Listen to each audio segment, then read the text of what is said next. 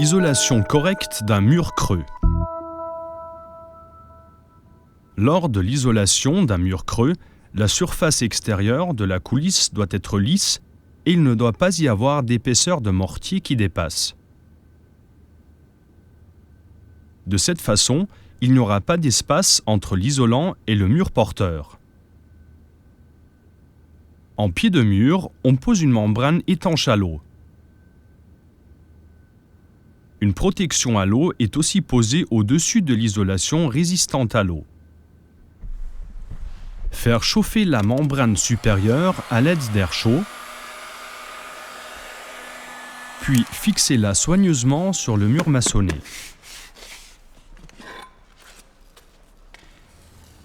La membrane doit avoir une pente vers le bas.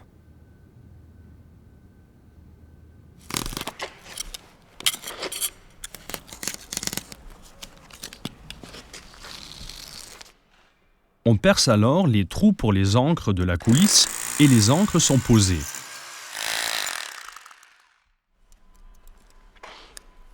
Le fabricant vous donne les indications à suivre pour le nombre et la position des ancres.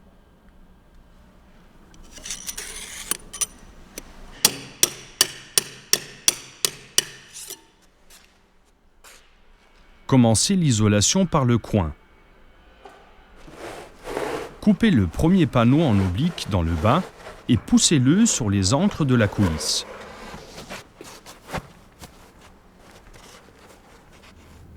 Les joints des panneaux doivent être alternés entre les lignes.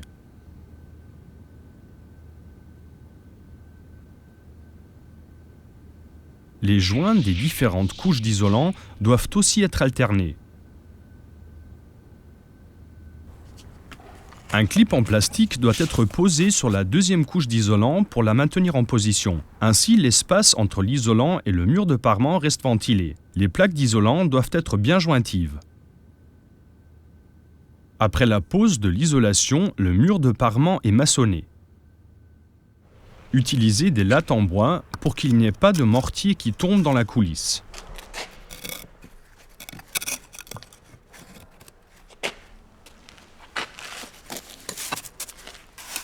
Attention à bien noyer les ancres dans le mortier car elles sont liées au mur porteur intérieur. Enlevez les lattes pour la ligne suivante.